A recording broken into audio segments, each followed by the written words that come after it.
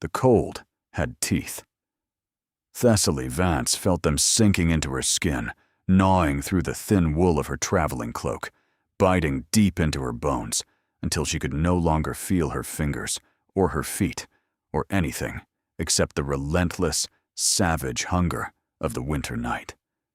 She stumbled through the darkness, each step a battle against the snow that had been falling for hours, piling in drifts that reached past her ankles and turned the country road into an unmarked wilderness. Her boots were soaked through. Her dress clung to her legs like a frozen shroud. Somewhere behind her, miles back, lay the wreckage of the mail coach and the bodies of the men who had stopped it. Highwaymen, 3 of them with pistols and cruel smiles. They had taken everything: the passengers' purses, jewelry, and valuables, her small trunk with its carefully folded dresses, and her mother's pearls, the only valuable thing she owned. They had even taken the coach horses, leaving the survivors stranded on a desolate stretch of road between nowhere and nothing. Thessaly had waited with the others for help that never came. But when the coachman's breathing had grown shallow, when the older woman beside her had stopped shivering, which was somehow worse than shivering, Thessaly had made a choice: walk or die. So she walked. The snow swallowed her footprints behind her. The sky hung low and heavy, starless, moonless, offering nothing but darkness. She had stopped feeling her hands an hour ago. Her lips were cracked and bleeding. Every breath sent needles of ice into her lungs. This is how I die, she thought with strange clarity. Not in a warm bed surrounded by family. She would die in a frozen ditch on an unnamed road, and no one would find her body until spring. The thought should have terrified her completely. Instead, it brought a kind of peace, a strange and almost welcome acceptance. At least she would stop being cold. Her foot caught on something buried beneath the snow. A root, perhaps, or a stone. It did not matter. What mattered was that her frozen legs could not catch her fall, and she went down hard, the impact jarring through her body like a thunderclap. For a long moment, she simply lay there. The snow was almost soft beneath her cheek. If she closed her eyes, if she let herself drift, the cold would fade, and warmth would come. That was what they said about freezing to death. At the end, it felt like falling asleep. Her mother's face swam through her mind, her brother Gareth, with his reckless schemes and easy laugh. The letters she would never write, the life she would never live, the dreams she had packed away along with her mother's pearls when she had left home for the last time. No. The word rose from somewhere deep within her, somewhere the cold had not yet reached. No, not like this. Not alone in the dark without anyone knowing her name. Thessaly forced her frozen limbs to move, pushed herself up onto hands and knees, lifted her head, and saw the light. It flickered through the trees, perhaps half a mile distant. A warm, golden glow that seemed impossibly beautiful against the endless white and black of the winter night. A house, an estate, civilization. She crawled at first, then staggered upright, then lurched forward in something that might have been walking if one was generous with definitions. The light pulled at her like a rope, like a promise, like the last fragile thread connecting her to life. The road curved, the trees thinned, and suddenly she was standing at the edge of a vast circular drive, staring up at the most imposing house she had ever seen. Stone walls rose 3 stories high, their windows blazing with candlelight. Twin towers flanked the entrance like silent sentinels. Even in her half-frozen state, Thessaly recognized the architecture of old money, old power, old blood. This was not merely a wealthy home. This was the seat of someone important. She took one step toward the entrance, then another. Behind her, she heard the thunder of approaching hooves. Thessaly turned too slowly, her frozen body refusing to obey her commands. She saw the massive black carriage bearing down on her, saw the 4 horses wild-eyed and snorting, and saw the driver hauling desperately on the reins.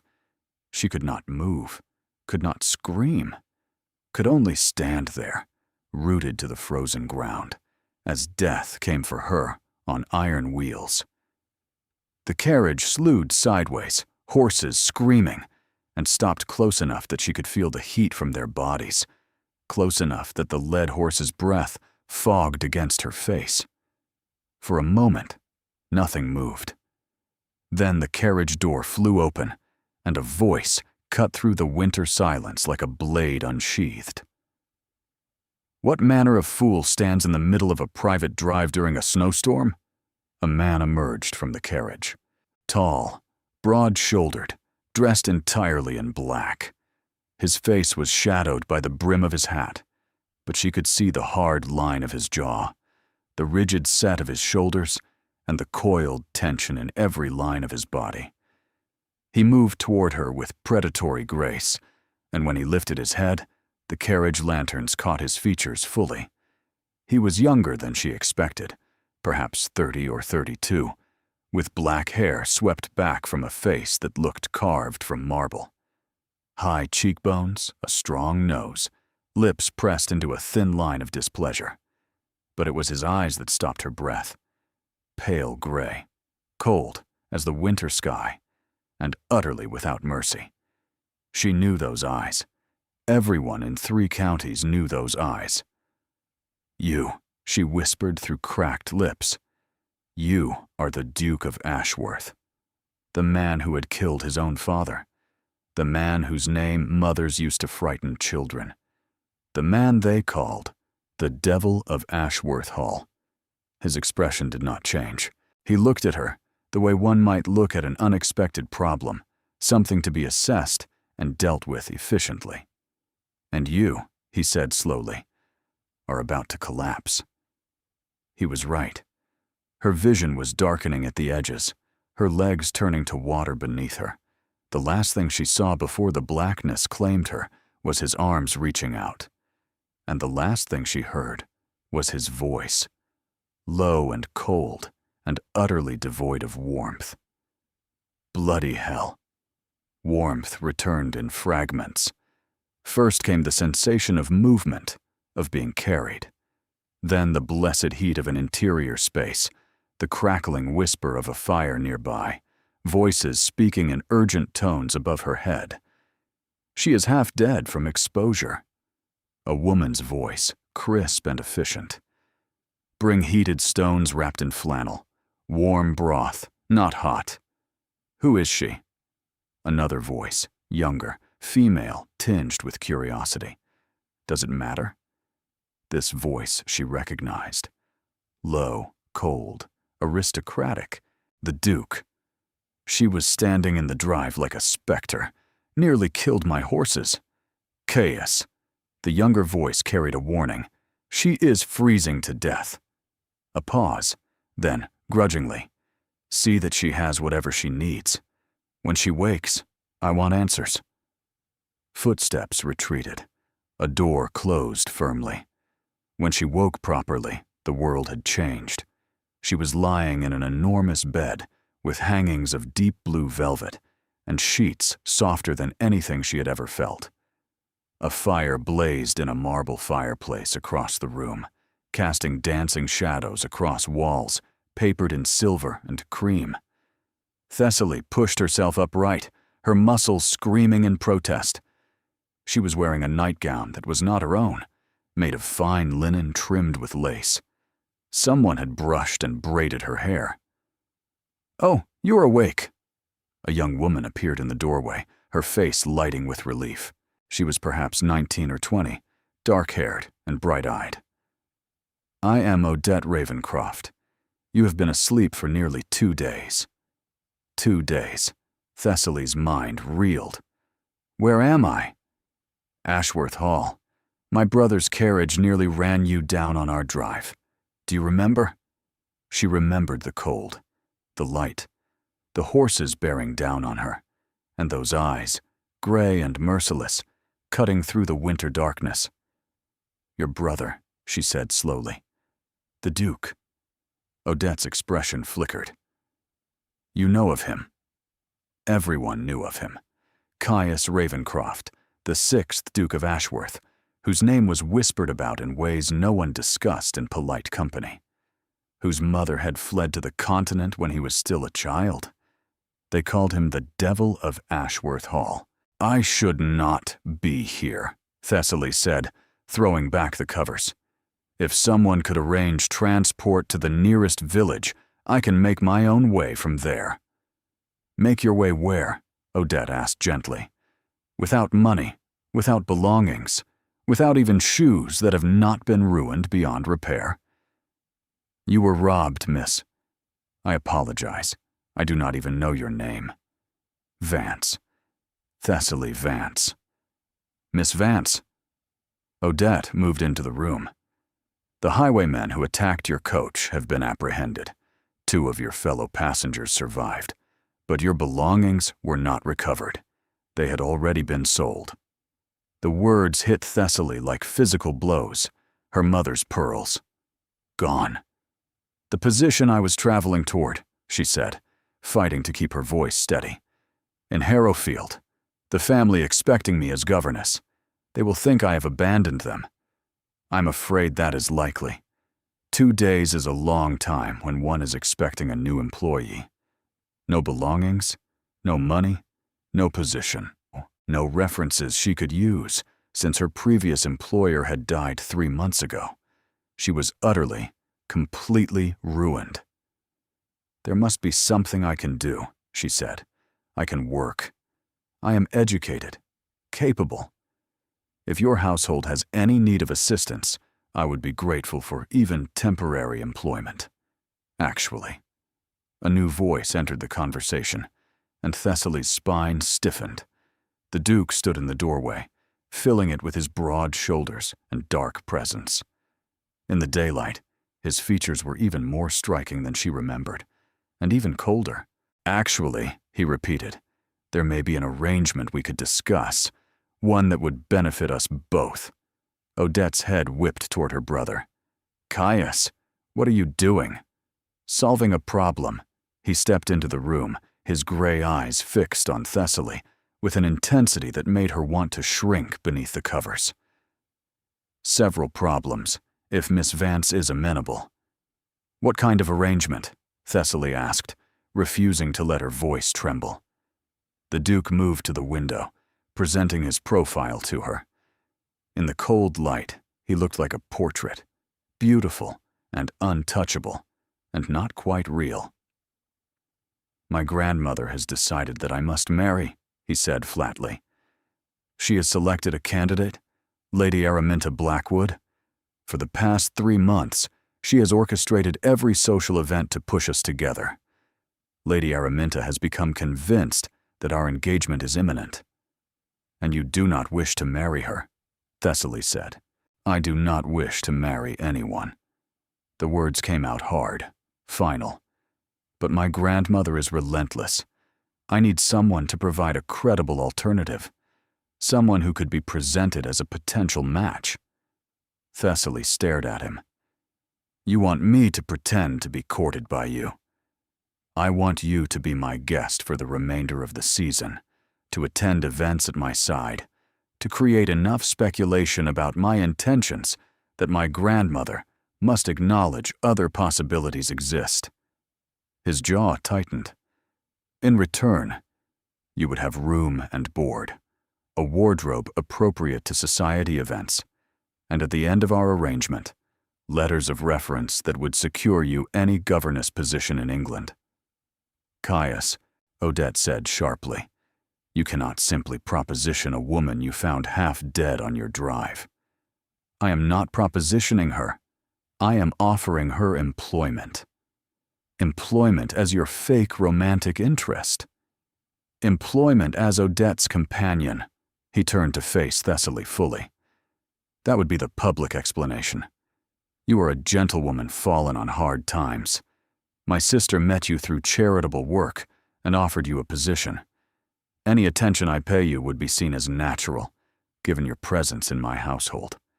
It was mad. It was scandalous. It was quite possibly the most dangerous thing anyone had ever suggested to her. And yet, what choice did she have? Return to the frozen road with nothing? If I agree, she said slowly, I would have conditions. The Duke's eyebrow rose fractionally. Name them. Thessaly pushed herself more upright. If she was going to negotiate with the devil of Ashworth Hall, she would do it with her spine straight. First, my family is informed of my situation properly. A letter to my mother, explaining that I have accepted a position as Lady Odette's companion. Nothing about arrangements or deceptions. Done. Second, when this arrangement ends, I receive written references from Lady Odette and from any other members of the household who can speak to my character. Also done. Third, Thessaly met his gray eyes directly, refusing to flinch. You tell me why they call you the Devil of Ashworth Hall. I will not walk into an arrangement blind. The silence that followed was absolute. Miss Vance, he said finally, his voice dangerously soft. You presume a great deal for a woman who woke in my house wearing my sister's nightgown. I presume nothing, Your Grace. I simply wish to understand the nature of the bargain before I make it. You said this would benefit us both. I would like to know what risks I am taking in exchange for those benefits. Another silence, longer this time. Then, impossibly, the Duke's lips curved into something that was almost a smile. It did not reach his eyes, but it transformed his face nonetheless, making him look less like a marble statue and more like a man. You have more steel in you than you appear to, Miss Vance. Appearances are often deceiving, Your Grace. So they are. He moved toward the door, pausing with his hand on the frame. We will discuss the terms of your third condition over dinner this evening. If you are well enough to negotiate, you are well enough to join us at table. Odette will have appropriate clothing sent to your room. He was gone before she could respond. Odette let out a breath that sounded like it had been held for several minutes. Well, she said, her eyes sparkling with something that looked dangerously like excitement. That was unexpected. Is he always like that? Thessaly asked faintly. Like what? Dramatic? Imperious? Completely incapable of normal human interaction? Odette grinned. Yes, always. But Miss Vance, I must tell you something. What? Odette leaned forward, her voice dropping conspiratorially. That is the most my brother has spoken to anyone outside of business matters since our father died 8 months ago. Whatever you are doing, whatever this arrangement becomes, I think you might be exactly what this house needs. She swept toward the door, leaving Thessaly alone with her racing thoughts and the lingering chill of gray eyes that had looked at her like she was a problem to be solved. Or perhaps, she thought with a shiver, that had nothing to do with cold, something more dangerous altogether. The dress Odette sent was the color of winter moonlight.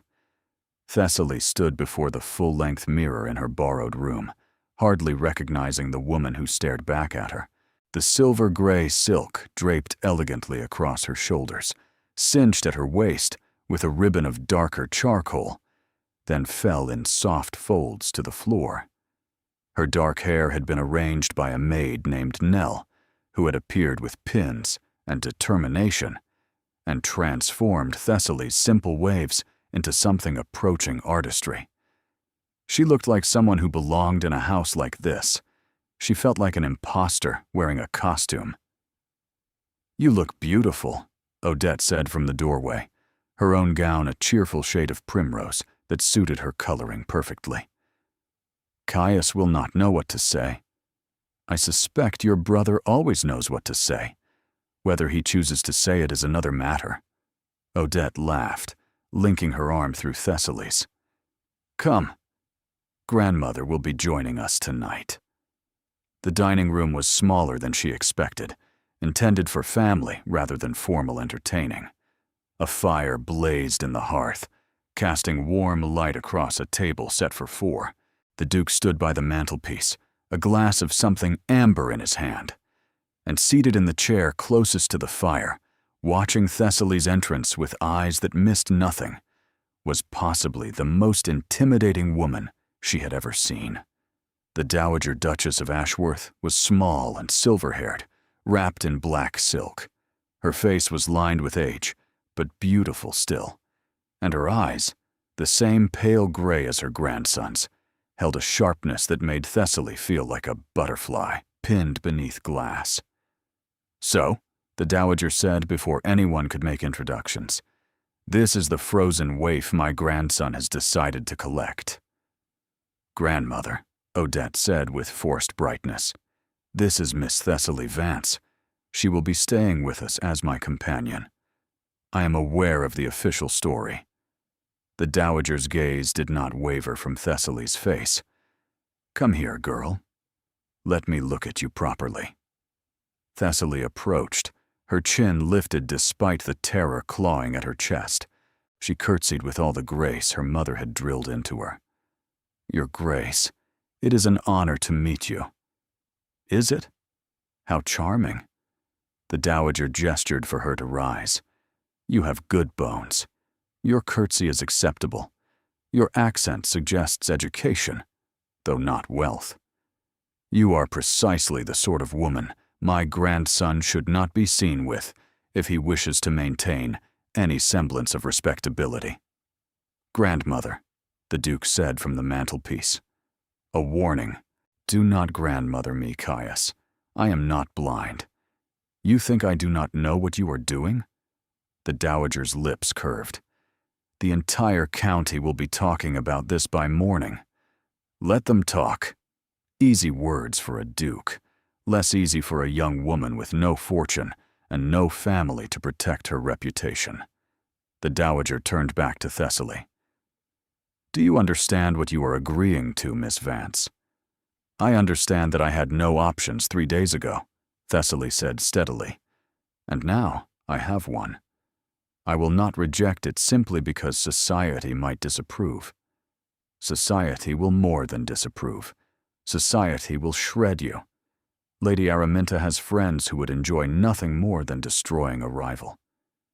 Then I will give them nothing to destroy." The Dowager studied her for a long moment. "Sit down," she said finally. "You may as well eat while you explain to me exactly how you plan to survive the wolves." Dinner was an education in unspoken tensions. The Dowager asked questions with the precision of a surgeon, extracting information about Thessaly's family, her education, her previous employment. Thessaly answered as honestly as she dared, painting a picture of genteel poverty without self-pity. Beside her, Odette offered encouraging smiles. Across the table, the Duke ate in silence, his gray eyes moving between the 3 women, with an expression Thessaly could not read. "Your father," the Dowager said over the fish course. "He lost his business to what exactly?" "A partner who proved dishonest, Your Grace. My father trusted him with significant capital. The partner disappeared with the funds." "And your brother?" "This Gareth you mentioned. He has not been able to rebuild what was lost." Thessaly's jaw tightened. "My brother has many admirable qualities, Your Grace. Financial acumen is not among them." "She means he is a dreamer who chases schemes," Odette supplied, rather like Felix Finch. The Duke set down his fork. "I think Miss Vance's family circumstances are her own concern. The story is plausible because it is true." Thessaly surprised herself with her sharpness. "I am a gentleman's daughter, who lost everything through no fault of my own. I was traveling to honest employment when I was robbed of what little I had left. Your grandson's carriage nearly killed me, and now I am sitting at your table being interrogated as if I chose my family's failures." Silence fell like a blade. The Dowager's eyebrows rose. Odette looked delighted, and the Duke was watching Thessaly with something that might have been respect. "You have fire," the Dowager observed. "That will serve you well. Lady Araminta is all ice and calculation. She reached for her wine glass. You have passed my first assessment, Miss Vance. But understand me clearly. I do not approve of this scheme. I think it will end in disaster. However, I know my grandson well enough to recognize when arguing is pointless. I will be watching you. Very closely. I would expect nothing less, Your Grace. After dinner, they withdrew to a sitting room where Odette played the pianoforte. Thessaly found herself standing by the window, watching the snow fall, when she felt the Duke's presence beside her.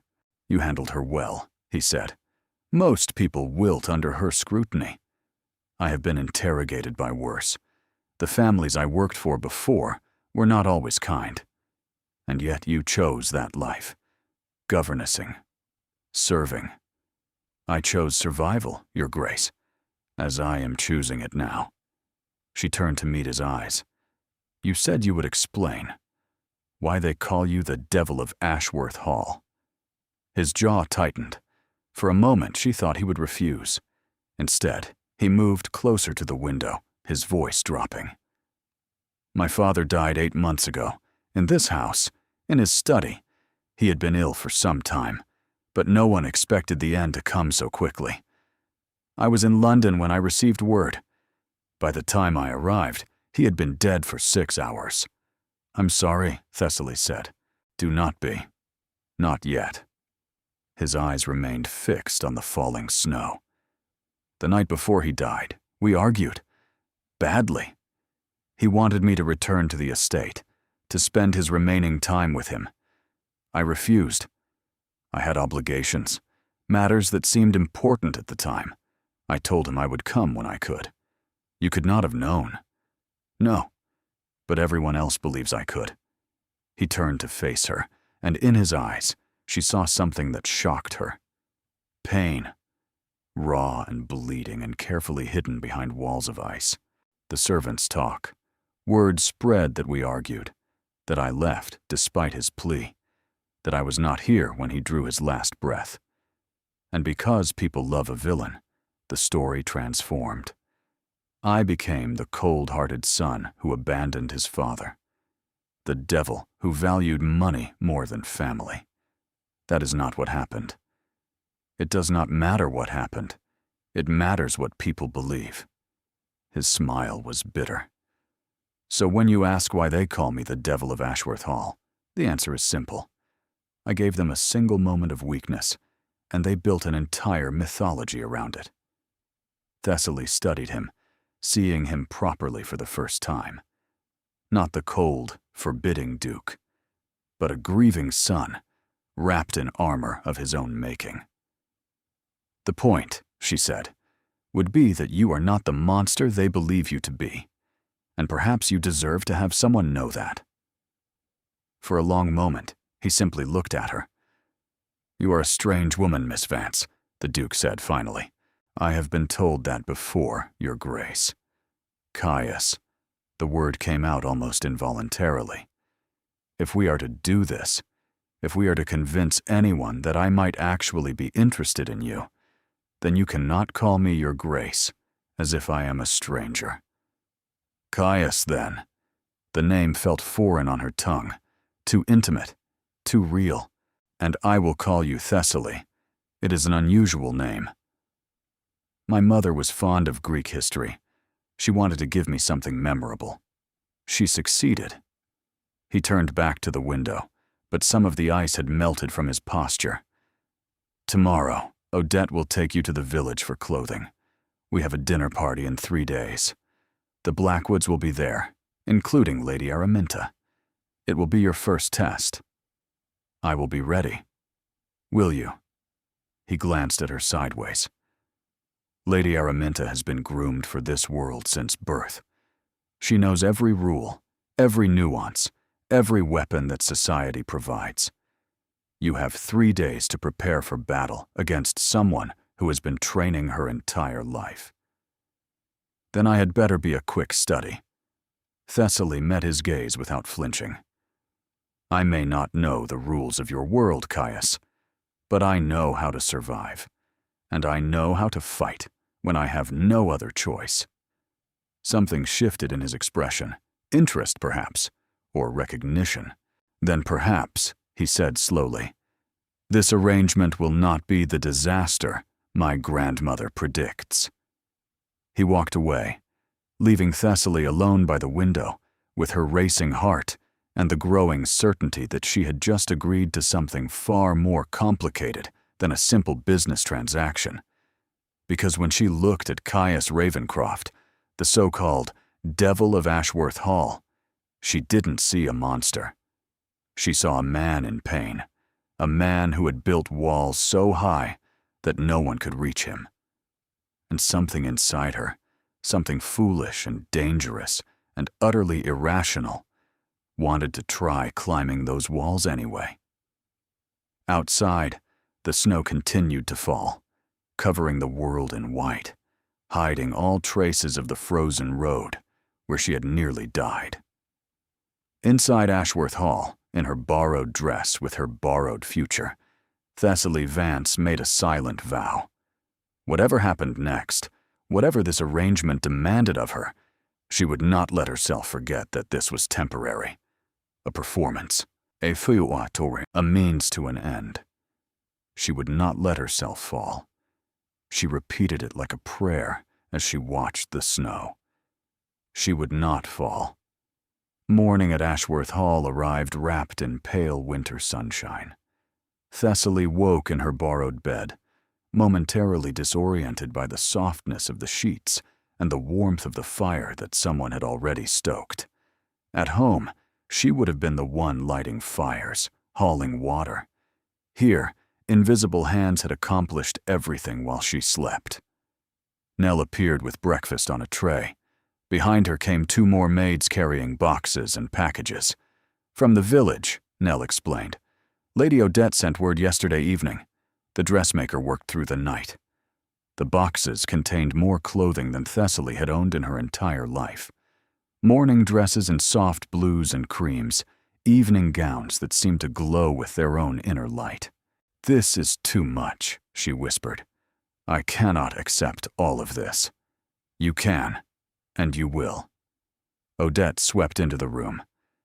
"We have 3 days to transform you into someone who can hold her own against Lady Araminta. That requires armor. Beautiful, expensive, perfectly fitted armor. I thought I was supposed to be your companion, not a rival for your brother's affections. You are supposed to be whatever the situation requires." Odette held up a walking dress of deep forest green. "This one for today. We are going to the village. Shoes, gloves, hair ribbons, and most importantly, you need to be seen." Odette's eyes sparkled. "The best way to control gossip is to give people something specific to gossip about. We are going to give them the story of a tragic gentlewoman rescued by my charitable nature. By the time Lady Araminta hears of you, you will already be defined by our terms." The village of Ashworth Cross was charming in the way of places that had been charming for centuries. Stone cottages lined the main street, their thatched roofs dusted with snow. Shopkeepers emerged to bow and smile as Lady Odette passed, their eyes sliding to Thessaly with naked curiosity. "Miss Thessaly Vance," Odette announced to everyone they encountered. "My dear friend from Wiltshire. She has agreed to stay with us for the season after a most unfortunate incident with highwaymen. The poor dear lost everything." The story spread like fire through dry grass. By the time they reached the milliner's shop, Thessaly had already seen 2 women hurrying away to share the news. "You are very good at this," she said, as they settled back into the carriage. "I have been navigating society since I was 16. One learns the rules, or one gets devoured. May I ask you something? Your brother. The stories about him. He told me about your father, about the argument. But there seems to be more." Odette's expression flickered. "There is always more. People see Caius, and they see cold, formality, and distance. They do not see the boy who sat by our mother's empty chair for a year after she left.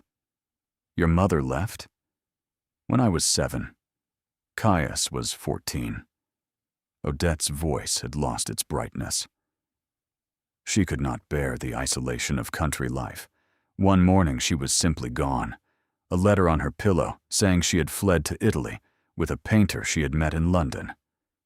That must have been devastating. For Caius, more than anyone, he adored her, and she left without even saying goodbye. Odette turned to look out the carriage window. Our father never recovered. He loved her completely, and her abandonment broke something inside him. Is she still alive? We do not know. Caius tried to find her once, when he was 21. He hired investigators. He found evidence that she had died in Naples 3 years after leaving us. A fever, apparently. She was buried in a pauper's grave because the painter had already abandoned her. Thessaly's heart clenched. He never told anyone, Odette continued, about finding her grave. He came home from that trip and locked himself in his study for 3 days. When he emerged, he was different, colder, as if he had decided that feelings were too dangerous to be allowed. And then his father died, Thessaly thought. Another abandonment. Why are you telling me this? She asked. Because I see the way he looks at you. Like you are a puzzle he cannot solve. Like you might be something worth the risk of feeling again. It has been 3 days. He barely knows me. Sometimes 3 days is enough to recognize something important. Odette squeezed her hand. Just be careful. With him and with yourself. Hearts do not follow contracts, no matter how carefully the terms are negotiated. The carriage turned through the gates of Ashworth Hall, but Odette's words echoed in her mind. Hearts do not follow contracts. And she wondered, with growing unease, whether she was already beginning to climb those walls.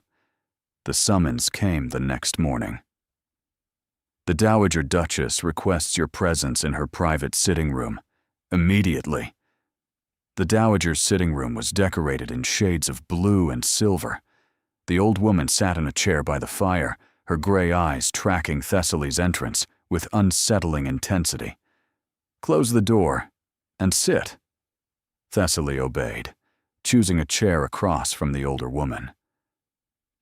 You spoke with Odette yesterday, in the carriage. She told you about my daughter-in-law, about Caius's mother. It was not a question. She told me some things, Your Grace. And what did you think? I thought it explained a great deal about your grandson, about why he has built such walls around himself. Walls. The Dowager's lips curved. Is that what you see? I see a man who has been abandoned by the people who should have loved him most. First his mother, then in a different way, his father. And you think you can change that? In a few weeks of play acting at courtship? I think nothing of the sort, Your Grace. I am here because I had no other options. The Dowager studied her for a long moment. Let me tell you what I see, Miss Vance. I see a young woman who has lost everything and found herself in a position of unexpected power. My grandson needs you, or at least he believes he does. That gives you leverage. The question is what you intend to do with it. I intend to fulfill my end of the bargain and leave with references that will allow me to build a proper life. Nothing more. Nothing more. The Dowager repeated the words. You do not want his fortune? His title? I want security, Your Grace. I want to never again find myself freezing on a country road with no options and no hope. Being a duchess is not a life I have ever dreamed of. How refreshingly practical. The Dowager leaned back. Lady Araminta wants the title very much. She has been groomed for it since childhood. Then why does he resist so strongly? Because Lady Araminta, for all her breeding and beauty, has the emotional depth of a china plate. She would be a perfect duchess. She would manage his household, produce heirs, host brilliant parties. But she would never reach him, never challenge him, never force him to feel anything at all. Thessaly heard what the dowager was not saying. You do not want a perfect duchess for him. I want my grandson to live. The words came out sharp. He has been a ghost since his father died, going through the motions, performing his duties, retreating into that study like a tomb. When his mother left, he was devastated, but he was still alive. Now I fear he has simply stopped. And you think I can help with that?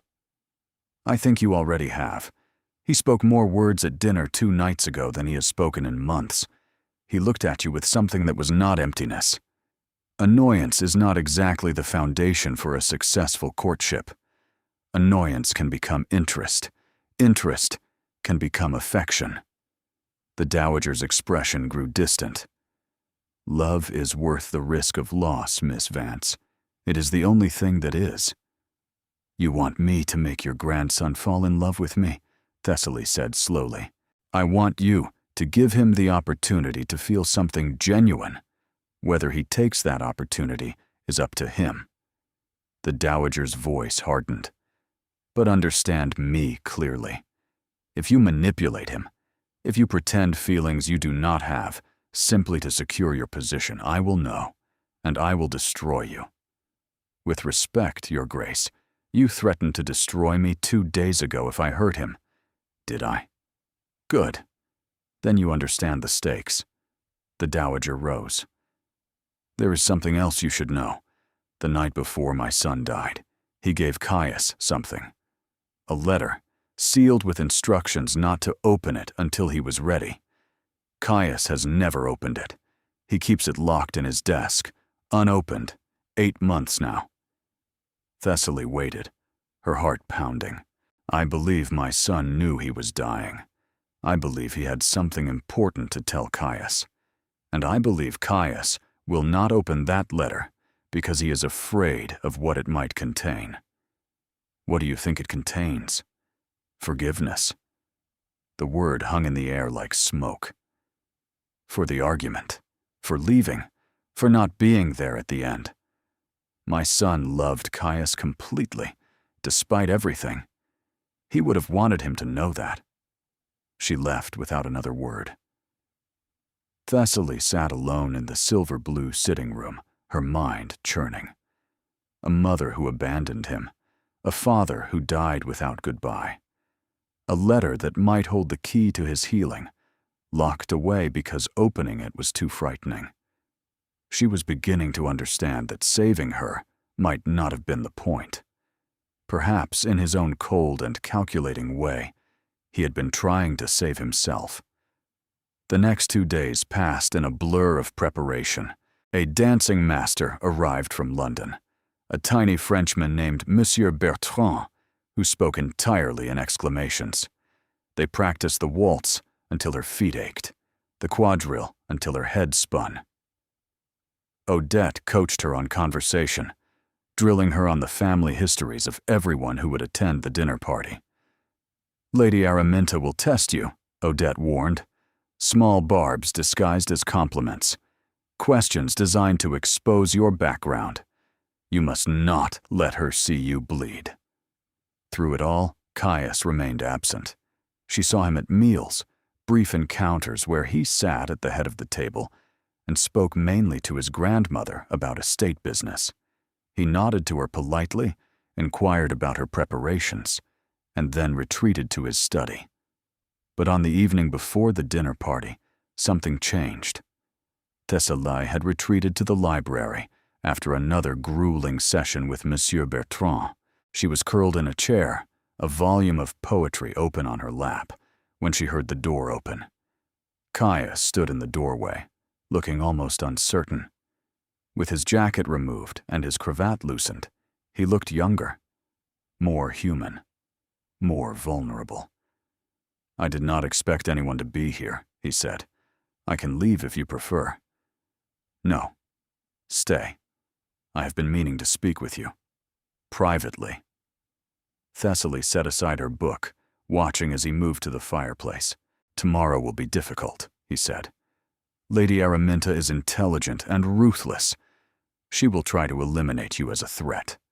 Your sister has warned me. My sister sees the best in everyone. She does not fully understand how vicious Araminta can be." Caius turned to face her. "I brought you into this situation. I feel responsible for whatever happens. I agreed to the arrangement with full knowledge of the risks." "Did you? Did you really understand what you were agreeing to?" He took a step closer, his voice dropping. "When I found you on that road, you were half dead. Desperate. You would have agreed to almost anything for the chance at survival. I took advantage of that desperation, and I have been trying to convince myself it was mutually beneficial. But the truth is," he stopped, jaw tightening. "The truth is what?" Thessaly prompted softly. "The truth is that I needed someone, and you were convenient. I did not stop to consider what it would cost you, the scrutiny, the gossip, the permanent stain on your reputation if this goes wrong." His hands clenched at his sides. "You deserve to know that I am not the hero of this story, Thessaly. I am simply a man who saw a solution to his problems and took it, regardless of the consequences to anyone else." She studied him in the firelight, this man who had been painted as a devil by the world, but who stood before her, now confessing his sins, as if seeking absolution. "May I tell you something?" she asked. He nodded, wariness in his eyes. 3 days ago I was lying in the snow, waiting to die. I had accepted it, made peace with it even. And then I saw the lights of this house, and something inside me refused to surrender." She rose from her chair, moving closer to him. "You did not take advantage of my desperation, Caius. You gave me a choice when I had none. That is not villainy. That is simply two people helping each other survive. You make it sound noble. It wasn't noble. Perhaps not. But it wasn't wicked either." She stopped a few feet from him, close enough to see the tension in his shoulders, the way his jaw worked, as if chewing on words he could not quite speak. "You are so determined to be the villain of your own story. Why?" The question hung between them, dangerous and intimate. For a long moment he did not answer. Then, slowly, some of the rigidity left his posture. "Because if I am the villain, then I deserve what I have lost," he said quietly. "My mother left because I was not enough to make her stay. My father died because I chose business over family. If those are my failings, my choices, then at least the universe makes sense. At least there is someone to blame. And if there is no one to blame, if sometimes terrible things simply happen to people who do not deserve them, then there is no order, no meaning, just chaos and loss and pain with no purpose." His voice cracked slightly. "I cannot accept that, Thessaly. I cannot." She understood then, in a way she had not before. His coldness was not cruelty. It was control. If he could assign blame, if he could identify the cause, then he could prevent it from happening again. Build walls high enough. Keep everyone distant enough. Never let anyone close enough to leave. "My father lost everything because of a man he trusted," she said softly. "For years, I blamed him. If he had been more careful, more suspicious, less willing to believe the best of people. But the truth is, he was betrayed. The fault lies with the man who betrayed him, not with my father, for having faith." She reached out, her hand hovering near his arm but not quite touching. "You are not to blame for your mother's choices, Caius. You were a child, and you are not to blame for your father's death. You were a son trying to build something, to prove yourself worthy. He would not have wanted you to carry this guilt. You do not know that. I know that no father who loved his son would want him to suffer like this." Her voice gentled. "The letter your grandmother mentioned, The one he gave you before he died. Perhaps the answers you need are in there." Caius went very still. "She told you about the letter. She told me you have not opened it." "I cannot." The words came out rough, broken. What if it says I should have been there? What if his last words to me are condemnation instead of— He could not finish the sentence. Instead of forgiveness? Thessaly completed softly. His silence was answer enough. She let her hand finally rest on his arm, feeling the tension vibrating through him like a plucked string. "When my father's business collapsed," she said, "he stood in our parlor and apologized for failing us.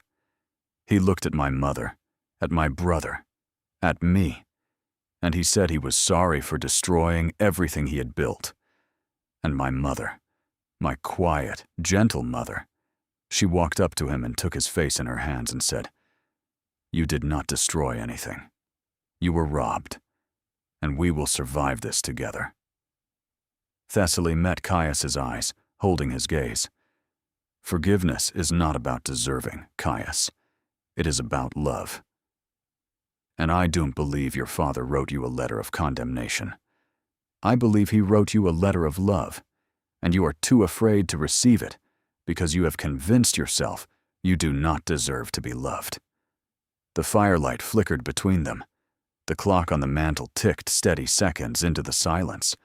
And then Caius did something she did not expect. He covered her hand with his own.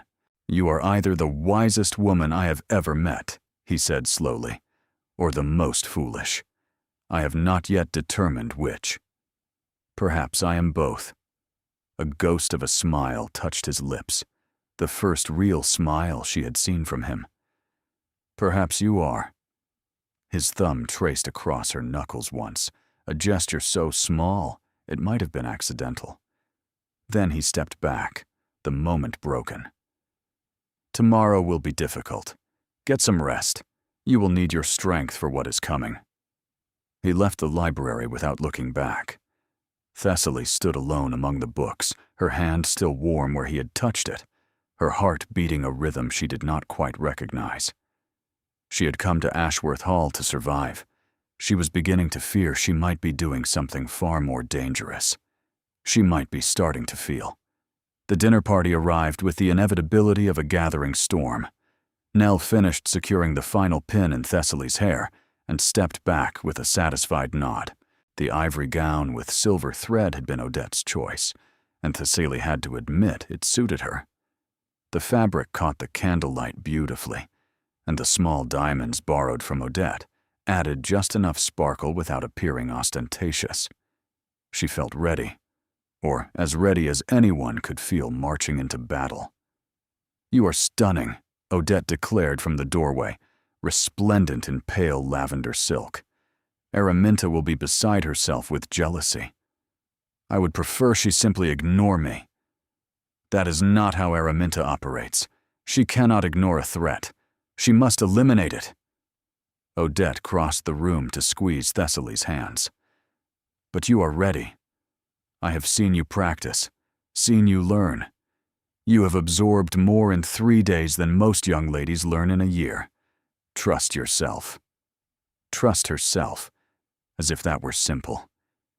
They descended the grand staircase together, and Thessaly's breath caught at the transformation of Ashworth Hall. Candles blazed in every chandelier, casting warm light across arrangements of winter flowers and greenery.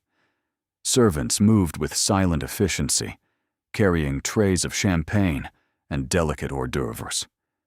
The house that had seemed cold and forbidding now glowed with warmth and welcome. And at the bottom of the stairs, waiting in formal evening wear that made him look even more imposing than usual, stood Caius. His gray eyes tracked her descent with an intensity that made her pulse quicken. When she reached the bottom step, he offered his arm with precise formality. "Miss Vance, you look—" He paused, seeming to struggle with the words. "Adequate," she suggested with a small smile. "Extraordinary." The word came out low, almost reluctant, as if it had escaped against his will. "You look extraordinary." Before she could respond, the sound of arriving carriages drew their attention to the entrance hall. The battle was beginning. Lord and Lady Blackwood arrived first, her ladyship a sharp-featured woman in burgundy silk, who examined Thessaly with barely concealed disdain. Behind them came Sir Percival and Lady Morgause Hatch, elderly and kind-eyed, who greeted everyone with genuine warmth. The Honourable Crispin Threlfall drifted in alone, his artistic pretensions evident in his flowing cravat and the paint stains he had not quite managed to remove from his fingers. And then, like a queen arriving at court, Lady Araminta Blackwood made her entrance. She was beautiful.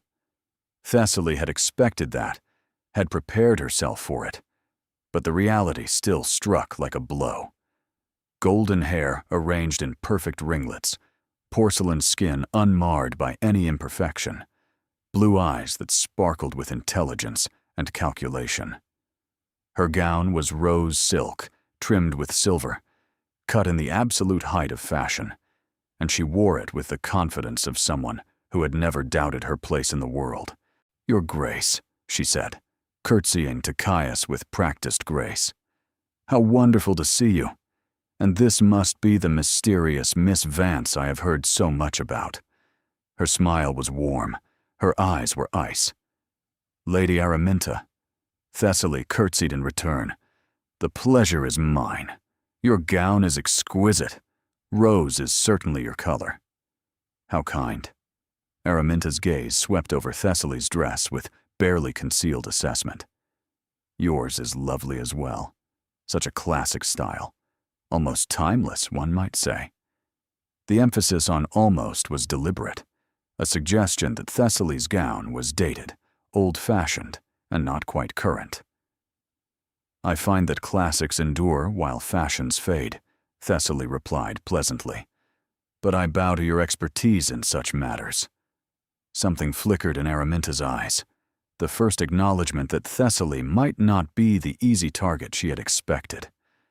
Dinner was an elaborate affair of 7 courses, each more delicious than the last. Thessaly had been seated between Sir Percival, who talked endlessly of his hunting dogs, and Crispin Threlfall, who talked endlessly of himself. Across the table, Araminta held court beside Caius, laughing prettily at things he said, and touching his arm with casual intimacy. Thessaly watched them together, and felt something twist in her chest that she refused to examine too closely. "Miss Vance," Lady Blackwood's voice cut across the table during a lull in conversation. "I understand you came to us from Wiltshire. Your family's estate is located where, precisely?" The question was a trap. An estate implied wealth, land, position. Thessaly had none of those things. "My family's circumstances are modest, Lady Blackwood," she replied steadily. "We maintain a small residence in the village of Thornbury. My late father was a merchant before his health failed." A murmur ran around the table. She had just admitted, publicly, that she wasn't one of consequence. A merchant. Araminta's voice dripped with false sympathy. "How enterprising. And you were traveling to a governess position when you encountered those dreadful highwaymen? How terrifying that must have been." "It was." Thessaly met the other woman's eyes directly. "But I have found that adversity reveals character. Some people crumble in the face of difficulty. Others discover strengths they did not know they possessed." "And which are you, Miss Vance?" "I am still here, Lady Araminta. That should answer your question." Silence fell across the table. The dowager made a small sound that might have been approval. Caius's expression remained unreadable, but his gray eyes had sharpened with something that looked like respect. Araminta's smile never wavered, but her knuckles whitened around her wine-glass. After dinner, the party withdrew to the music room, where Odette was prevailed upon to play.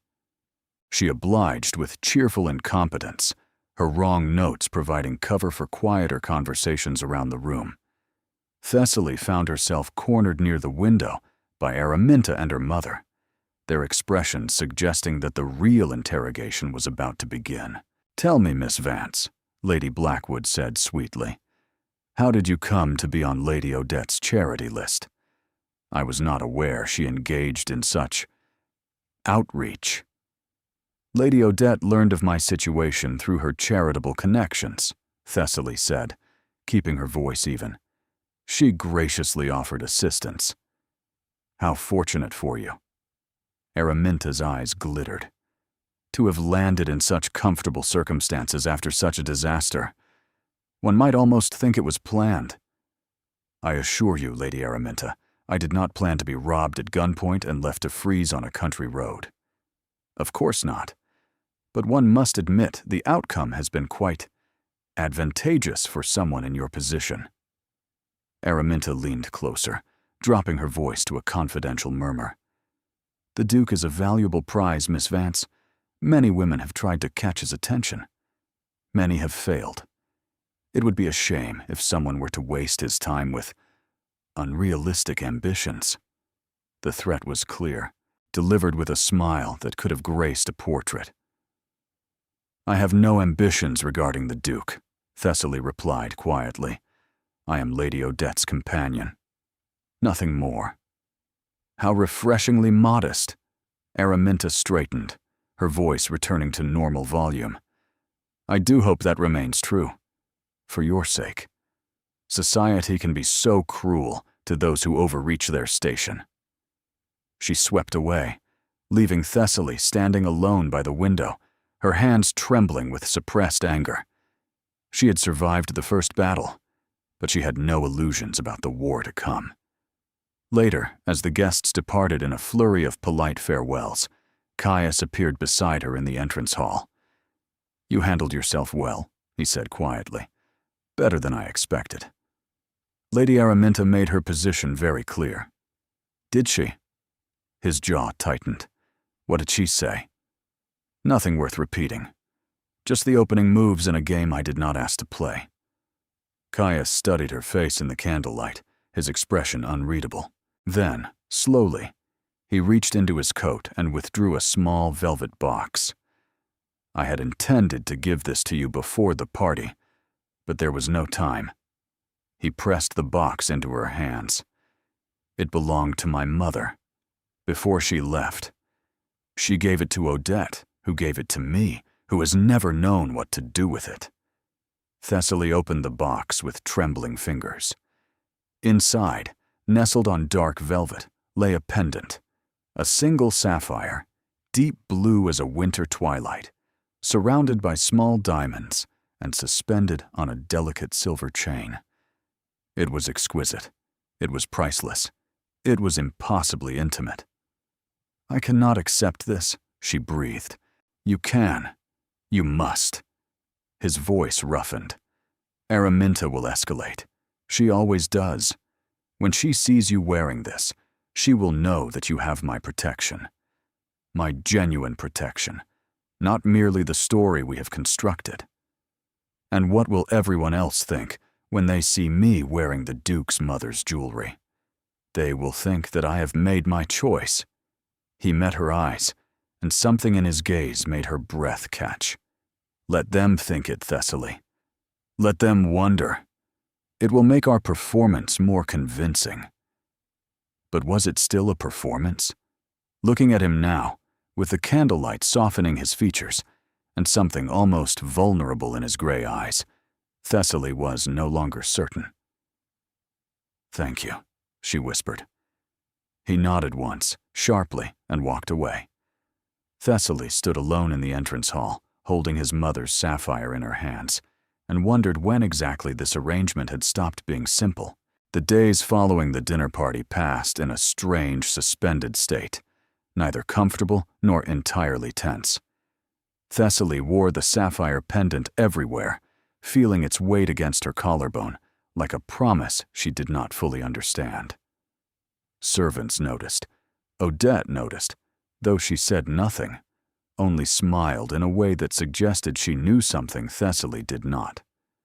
The dowager noticed, her gray eyes sharp with assessment every time they landed on the jewel. And Caius Caius watched her with an intensity that made her skin prickle with awareness every time they were in the same room. They fell into a pattern of sorts, meals together, during which conversation remained carefully neutral. Afternoons when Thessaly helped Odette with correspondence or walked the grounds of the estate, learning its paths and gardens despite the winter cold.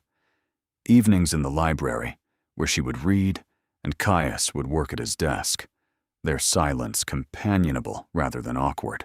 It was on one such evening, 5 days after the dinner party, that everything shifted. Thessaly had been reading by the fire, a volume of poetry she had discovered tucked between heavier tomes, when she became aware of Caius standing beside her chair. She had not heard him approach. "You found it," he said quietly. "Found what?" He gestured to the book in her hands, a slim volume, leather-bound and well-worn, its spine cracked from frequent reading. "My mother's poetry collection. She left it behind when she went. It was one of the few things of hers that remained." Thessaly looked down at the book with new eyes. The margins were filled with small notes in a feminine hand, observations and reactions to various verses. A woman's soul laid bare on the pages of someone else's words. "She loved poetry," Thessaly said softly. "She loved many things: poetry, painting, music, my father." His voice hardened. None of it was enough to make her stay. Perhaps it was not about enough. Perhaps she was simply broken in some way, unable to receive love even when it was freely given. Caius moved to the window, his posture rigid. "You are generous in your interpretations. I'm trying to understand." She set the book aside and rose, moving to stand beside him. "You keep her things, her jewelry, her poetry. You speak of her with pain, not hatred. Some part of you still loves her. Some part of me will always love her. She was my mother." He turned to face her, and the raw emotion in his eyes took her breath away. "But I also hate her, for leaving, for choosing someone else over us, for dying in poverty and anonymity when she could have been here, safe, loved." You can feel both things. Love and hate. They are not opposites. What are they, then? Two sides of the same coin. You cannot hate someone you never loved. The depth of your anger reflects the depth of your attachment. She paused, choosing her next words carefully. "Have you ever considered that perhaps she hated herself most of all? That leaving was not about rejecting you, but about escaping something inside her that she could not bear?" Caius was silent for a long moment. Then, unexpectedly, he laughed. A bitter sound, but real. "You should have been a philosopher, Miss Vance." "I should have been many things, Your Grace. Life had other plans." He turned to face her fully, and suddenly they were standing very close. Close enough that she could see the individual shades of gray in his eyes, like storm clouds gathering over winter fields. Close enough that she could feel the warmth radiating from his body, despite the chill of the window behind him. "Thessaly!" Her name in his voice was a caress. "I find myself in unfamiliar territory." "What territory is that?"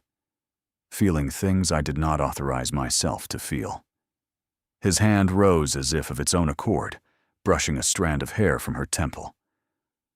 "Wanting things I have no right to want." Her heart hammered against her ribs. "What things?" "You."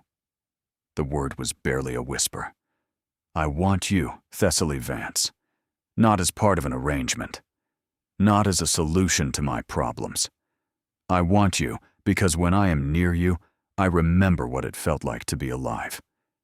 She should step back, should remind him of their agreement, of the impossibility of anything real between them. She was a merchant's daughter with nothing. He was a duke with everything. The chasm between their worlds was unbridgeable. But when his lips met hers, soft and questioning, every rational thought dissolved like snow in sunlight. The kiss was gentle at first, tentative, as if he was waiting for her to push him away. When she did not, when instead she leaned into him, her hands finding his shoulders, something shifted. The gentleness became urgency. His arms wrapped around her waist, pulling her closer, and she melted against him with a small sound that might have been surrender. When they finally broke apart, both breathing unsteadily, his forehead rested against hers. "Tell me to stop," he murmured. "Tell me this is madness, and I will never speak of it again." "It is madness," she whispered back. "Complete and utter madness. And yet you are not telling me to stop." "No." She pulled back enough to meet his eyes. "I am not." For a moment, something like joy flickered across his features. Then reality crashed back, bringing with it the weight of their impossible circumstances. "My grandmother will never accept this," he said quietly. "Society will tear you apart. I know. Lady Araminta will make your life a living torment. I know that too. Then why?" His voice cracked. "Why would you choose this? Choose me?" Thessaly reached up to cup his face in her hands, feeling the tension in his jaw, the vulnerability beneath his careful control. "Because you asked me once what I wanted for myself. I said I wanted security, safety, a life without fear." She smiled, soft and sad. "But what I truly want, what I have always wanted and never allowed myself to hope for, is to be seen. Truly seen. Not as a servant or a burden or a solution to someone's problems. As myself. Flawed and frightened and fiercely determined to survive." "I see you," he said roughly. "God help me, Thessaly. I see you." She kissed him again, pouring into it everything she could not say. The fear and the hope and the terrifying realization that she had done the one thing she had sworn not to do. She had fallen, completely and irrevocably fallen. The question now was whether either of them could survive the landing. The morning after the kiss, Thessaly woke to find her world subtly transformed.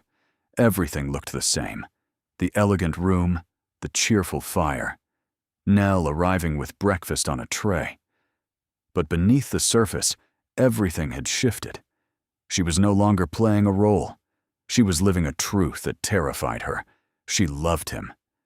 The realization sat in her chest like a stone, heavy and undeniable. She loved Caius Ravencroft, the Duke of Ashworth, the man they called a devil. She loved his wounded heart and his fierce protection of those he cared for. She loved his reluctant humor and his stubborn grief, and the way he looked at her, as if she were the answer to a question he had stopped asking. And she had absolutely no idea what to do about it. She did not see him that morning, or that afternoon. A messenger arrived with word that the Duke had been called away on urgent estate business and would return before evening. Thessaly tried to read, tried to walk the gardens, tried to do anything that would stop her mind from spinning through possibilities and fears and hopes she had no right to feel. She was in the music room, attempting to distract herself with needlework she was terrible at, when the Dowager appeared in the doorway. "Miss Vance, I would speak with you." The old woman's voice carried none of its usual acidity. That was somehow worse. Thessaly followed her to the private sitting room, her heart sinking with every step. "Close the door." She obeyed, then stood waiting as the Dowager settled into her chair with the careful movements of someone whose joints protested activity. "I saw you," the Dowager said without preamble. "Last night, through the library door." Thessaly's blood froze. "I saw my grandson kiss you, and I saw you kiss him back. There was no point in lying, no point in pretending. Yes, Your Grace. Do you love him?" The question cut straight to the heart of everything. "Yes." The word came out barely above a whisper. "I did not intend to. I did everything I could to prevent it. But yes, I love him." The dowager studied her with those piercing gray eyes, so like her grandson's, and Thessaly waited for the destruction that would surely follow. "I believe you," the dowager said finally, "which makes what I must tell you all the more difficult." "Your Grace? Lady Araminta's mother visited me this morning while you were walking in the gardens. She came with information about you, about your brother." The stone in Thessaly's chest turned to ice. "My brother? Gareth Vance, correct?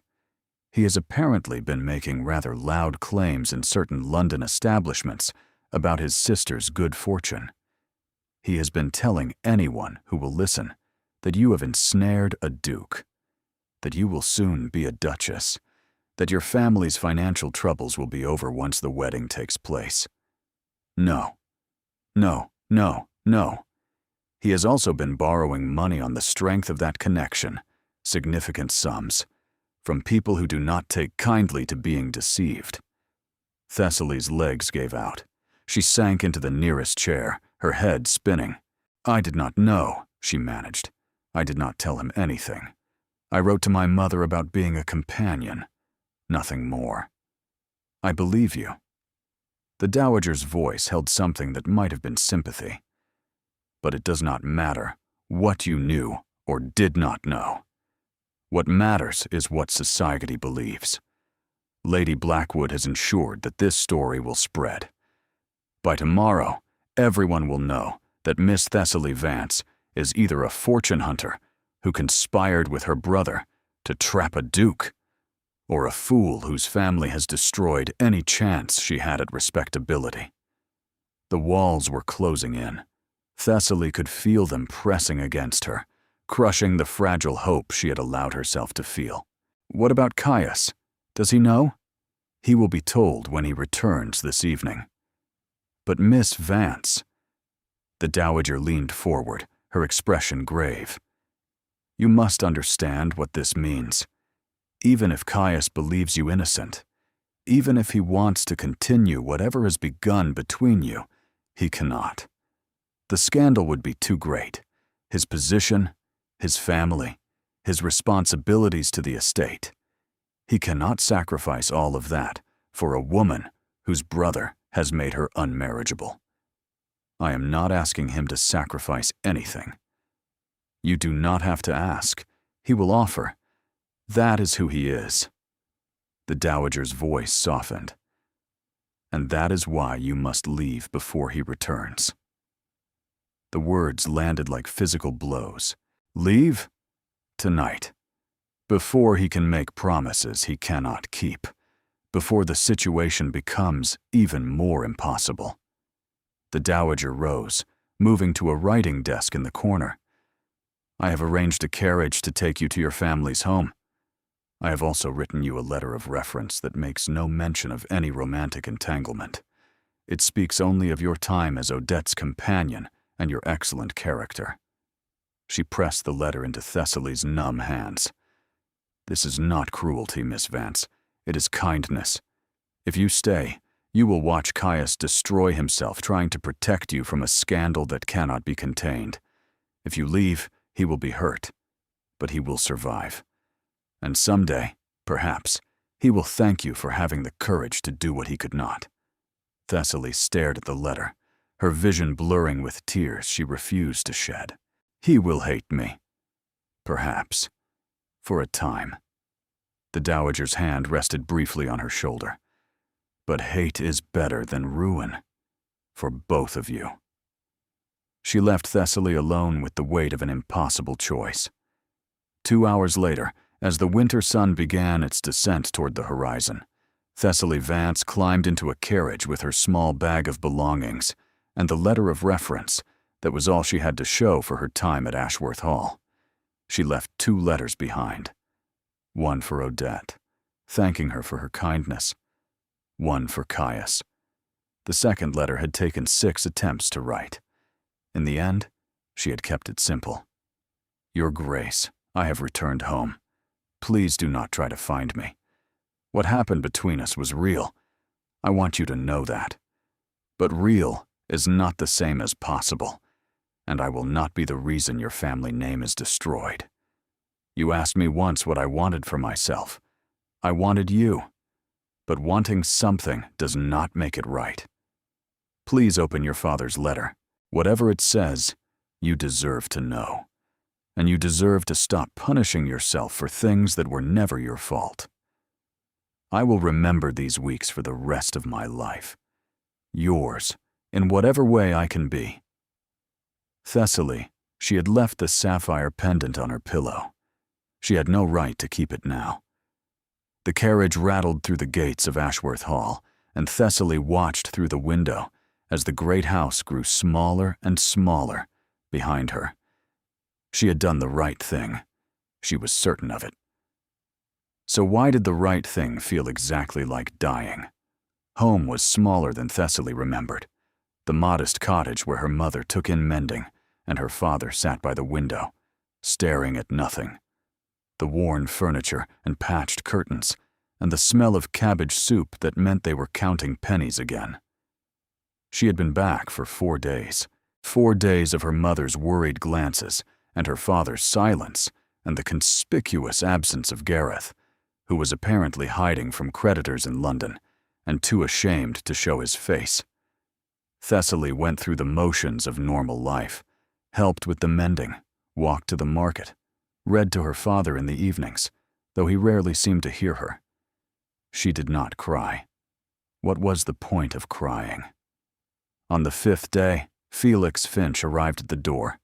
He was a wiry man with sharp eyes and a sharper smile, the architect of so many of Gareth's failed schemes. Thessaly had met him only once before and had disliked him instantly. "Miss Vance," he said, sweeping into their tiny parlor uninvited, "you are remarkably difficult to locate. I was not aware anyone was looking. Someone most definitely is." Felix settled into a chair with the casual confidence of someone who believed himself welcome everywhere. "The Duke of Ashworth has been tearing London apart for the past 3 days, searching for you. He has questioned your brother quite thoroughly. I believe Gareth may have wed himself."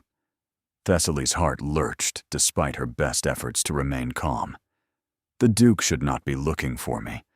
I left a letter explaining everything." Yes, a letter. How romantic. Felix's smile turned sardonic. "Unfortunately, letters do not satisfy a man who has apparently decided that you are essential to his continued existence. He sent me to find you, Miss Vance. He wants you to return to London." "No."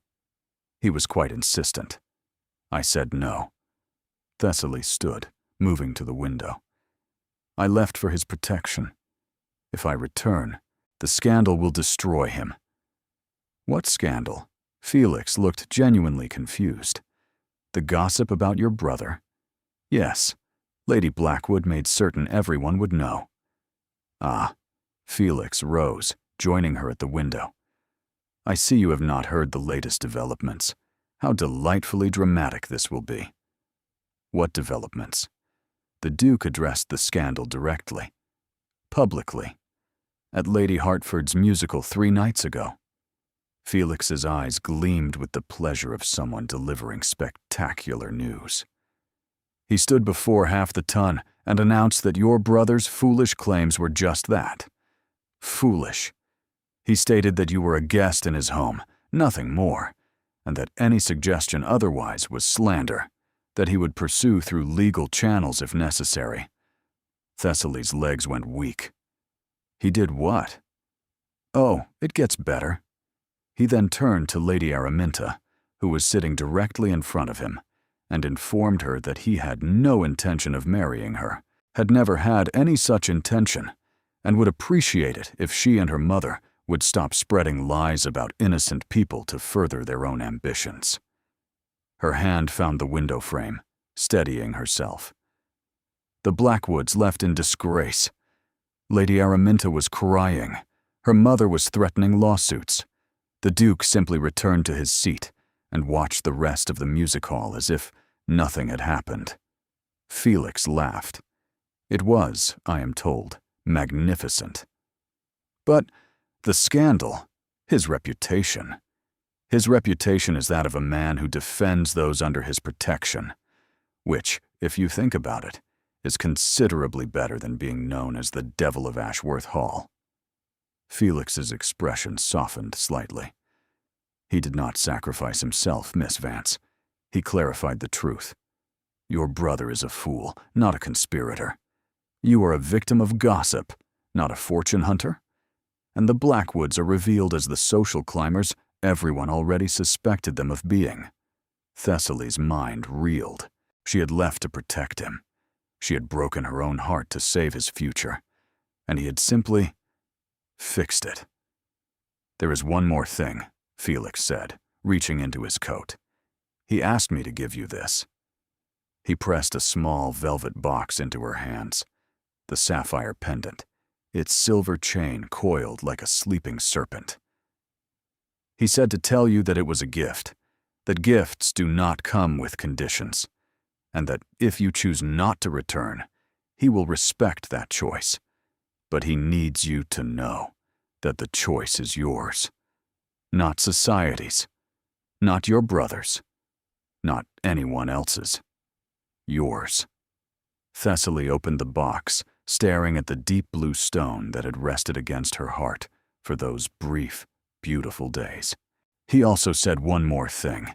Felix moved toward the door. He said that he finally opened the letter. Her head snapped up. His father's letter? The very one. He would not tell me what it said. Only that you were right, and that he wished he had been brave enough to read it sooner. Felix paused at the doorway, his usual sardonic expression replaced with something almost sincere. I have known many men, Miss Vance. I have known schemers and dreamers and fools of every variety. But I have never known a man who would stand before society and defend a woman's honor simply because it was the right thing to do. He smiled. A carriage is waiting outside. The choice, as he said, is yours. He left. Thessaly stood alone in the tiny parlor, clutching the sapphire pendant, her heart racing.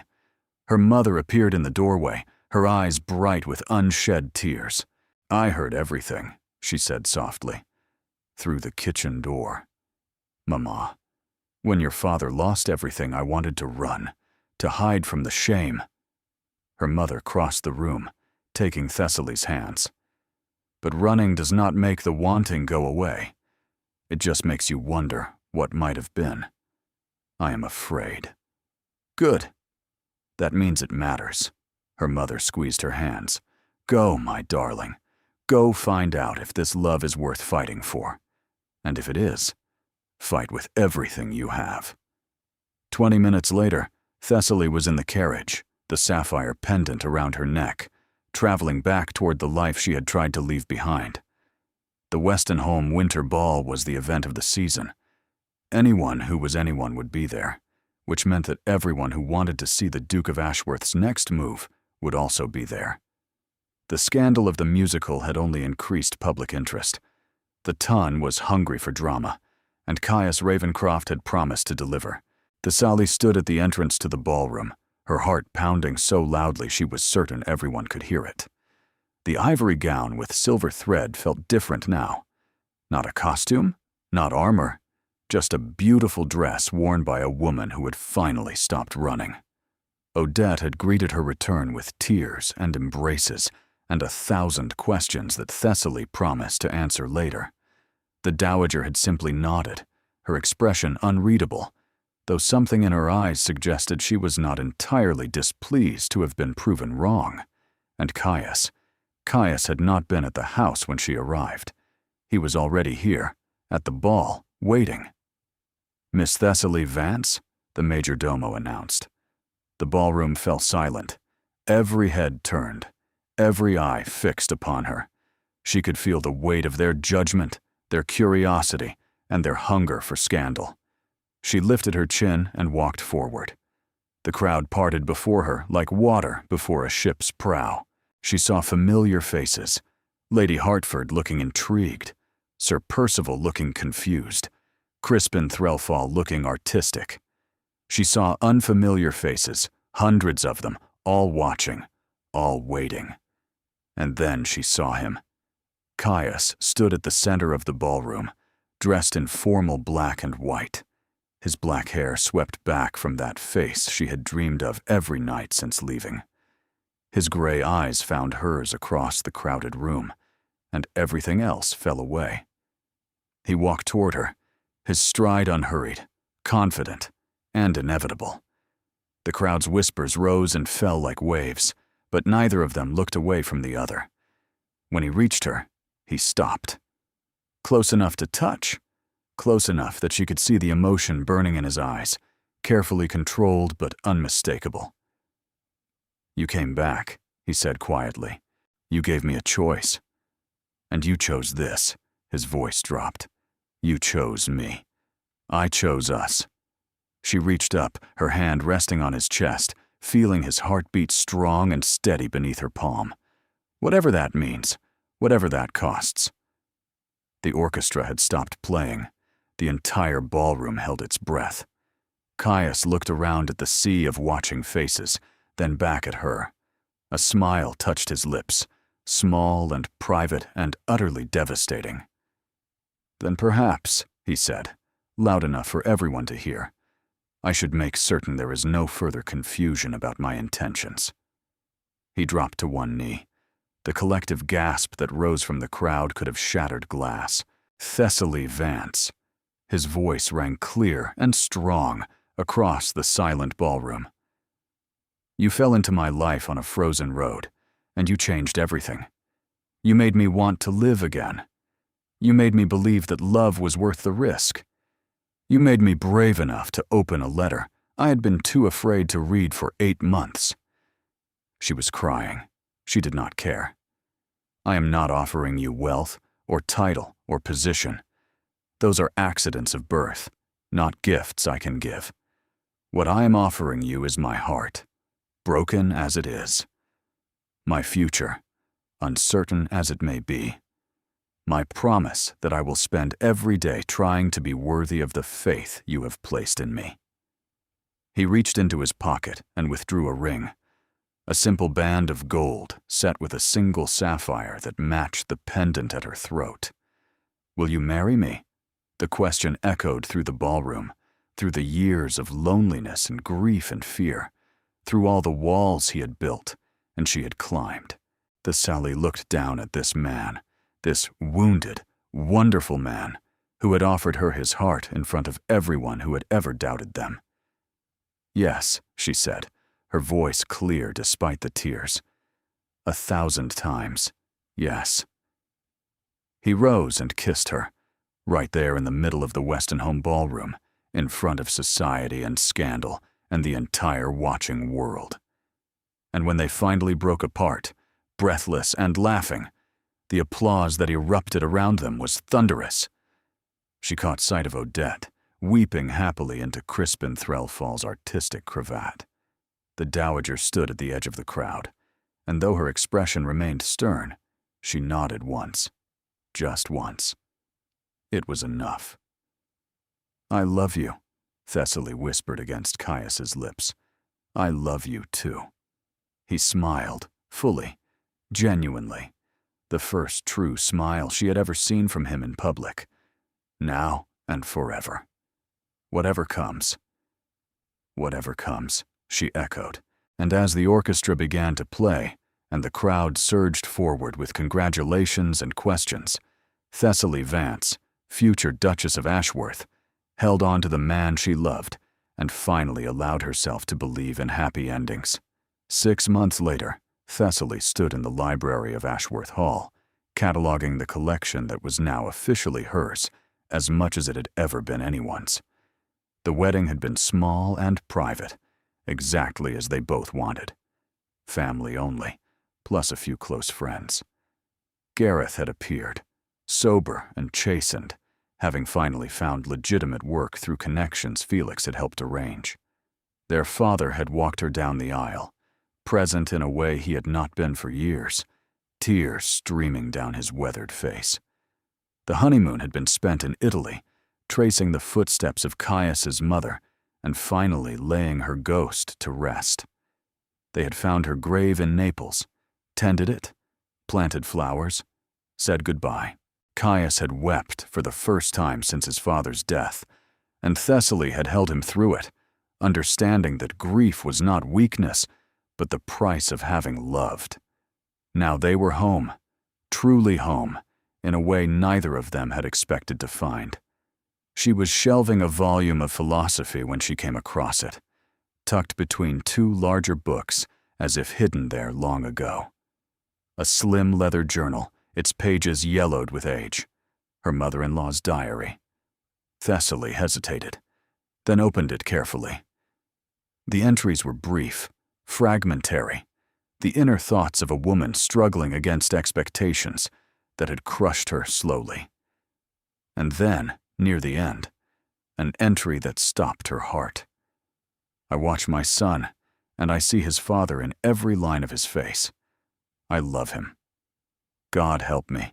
I love him so much it terrifies me. But I'm not strong enough to stay. Something is broken in me. Something that cannot be fixed by love or duty, or beautiful children who deserve better than a mother, who cannot breathe within these walls. If I stay, I will destroy them with my misery. If I leave, I will destroy them with my absence. There is no right choice. There is only survival. I hope someday Caius will understand. I hope someday he will forgive me for being too weak to be what he needed. I hope someday he will know that leaving was not because I didn't love him enough, but because I loved him too much to let him watch me disappear piece by piece. My beautiful boy, my darling son, live, be happy, love someone who is strong enough to stay. That is the only blessing I can give you. Thessaly was still holding the journal, tears streaming down her face, when Caius found her. He did not ask what she had discovered. He simply gathered her into his arms and held her while she cried. She loved you, Thessaly whispered when she could speak again. She was broken, but she loved you. I know. His voice was thick. My father's letter, it said much the same thing. That she was ill in ways they didn't understand. That he should have gotten her help instead of letting her suffer alone. That his greatest regret was not saving her, not my absence when he died. Forgiveness, Thessaly breathed, just as the dowager said. Forgiveness, he pulled back, cupping her face in his hands. For both of us, from both of them. A gift I didn't know I needed until you made me brave enough to receive it. They stood together in the library, surrounded by books and memories and the ghosts of loves that had come before. Outside, spring was finally arriving, melting the last of the winter snow, coaxing green shoots from the dark earth. I have something for you, Caius said, reaching into his pocket. Something I found in my father's desk, along with the letter. He pressed a small object into her hands. It was a compass, old and brass, its needle still true despite the years. It was his father's, and his father's before that, passed down through generations.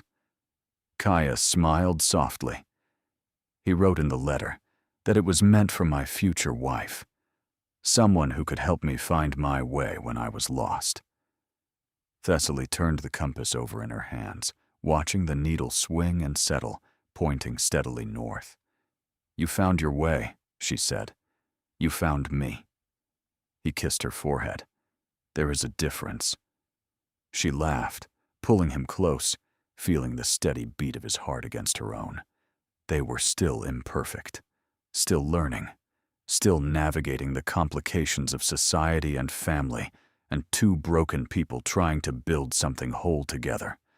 But they were alive. They were together, and they had stopped running from love. The end, and on the anniversary of that frozen night, every year without fail, they would stand at the window of the library and watch the first snow of winter fall over the grounds of Ashworth Hall. Remember when you nearly ran me down with your carriage? Thessaly would ask. Remember when you stood in my drive like a frozen ghost? Caius would counter.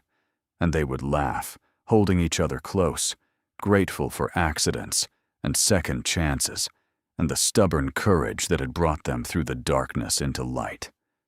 Some stories begin with once upon a time. Theirs began with the cold and the night, and a single point of light in the distance, calling her home to a place she had never been, to a man she had not yet met, to a life she could not have imagined. And it ended, as the best stories do, with love. Thank you for being here. You are the reason these stories exist, because you believe in love that chooses courage over convenience, in characters who fight for happiness despite the odds, in endings that feel earned and true. Your presence makes this space warm and welcoming, and I am grateful for every moment you spend with these characters. Do you have a favorite line or scene?